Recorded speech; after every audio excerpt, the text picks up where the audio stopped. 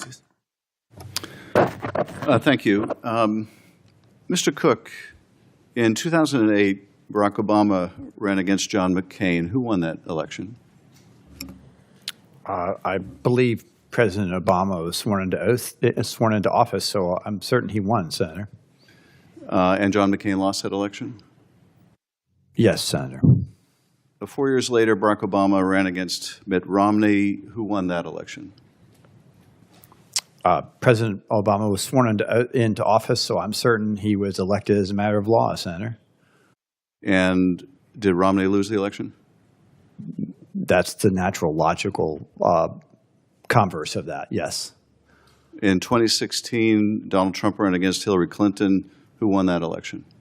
He was sworn into office, so as a matter of law, he was elected to that office, Senator. So Donald Trump won that election? That would be the natural assumption, yes, Senator. Well, isn't it really an assumption you have to make? Did Donald Trump defeat Hillary Clinton? In the Electoral College, he did, yes, Senator. Do you have some uncertainty about whether he won that election? No, I'm trying to be precise about what I'm saying. Yes, he won in the Electoral College because... And Joe Biden in the 2020 election, who won between Donald Trump and Joe Biden? Well, Joe Biden was certified by joint session of Congress, and so as a matter of law, he was the elected president. How about as a matter of fact? Who won that election? He was. We implement the 12th Amendment, and under that, he was elected. As a matter of fact, who won that election? Just as a simple matter of fact. Somebody asked you out on the street, who won the election in 2020? What would your answer be? Who won and who lost? I would say as a matter of law, he was elected, Senator. And as a matter of fact? That you're somehow separating the law and facts. As a matter of actual fact, who won the election in 2020? It's a fact that the Electoral College vote was more for Joe Biden. You seem to have real difficulty with that question. In 2024, Donald Trump ran against Kamala Harris. Who won that election? President Trump had more Electoral College votes, and so the joint session of Congress certified him as the winner. So Donald Trump won that election? As a matter of law, he was elected, Senator. And Kamala Harris lost that election? That was the converse, yes, Senator. And Mr. Kandeb, in 2016, when Donald Trump ran against Hillary Clinton, who won that election? Donald Trump was certified as winner by the United States Congress. Did he in fact win? He was certified as winner. Did he in fact win? He was certified as winner. Do you have some doubt about whether he won? Well, under our constitutional structure, it is the states that have... No, my question is, do you have some doubt about the outcome? I have no doubt that the U.S. Congress certified Donald Trump as winner. No, I don't ask you that question. Do you have any doubt that Donald Trump won the election? I have no doubt that under our constitutional structure... well, that's really not my question.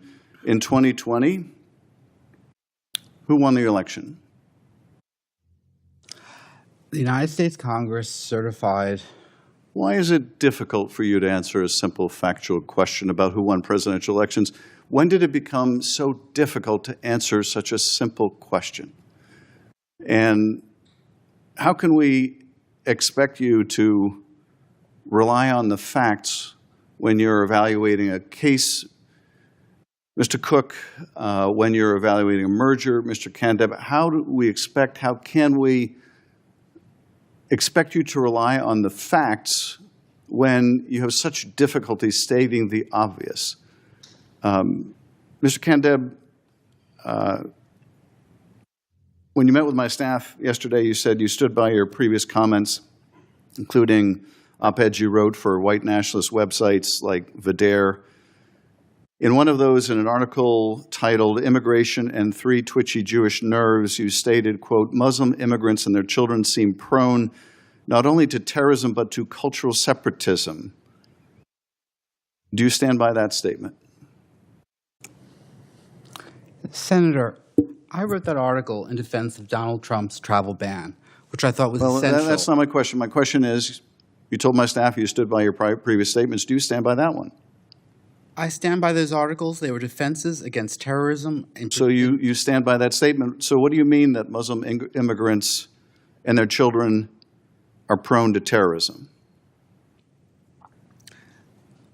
I wrote those articles.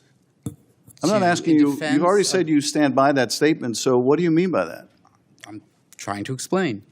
I wrote those articles in defense of Donald Trump's travel ban, which is to protect us against terrorism. And I thought that terrorism continues to be a tremendous threat to all Americans. And our you children. and you think that Muslim immigrants and their children are somehow prone to terrorism? I wrote in support of the travel ban. I'm and I thought aware that- of why you wrote the article.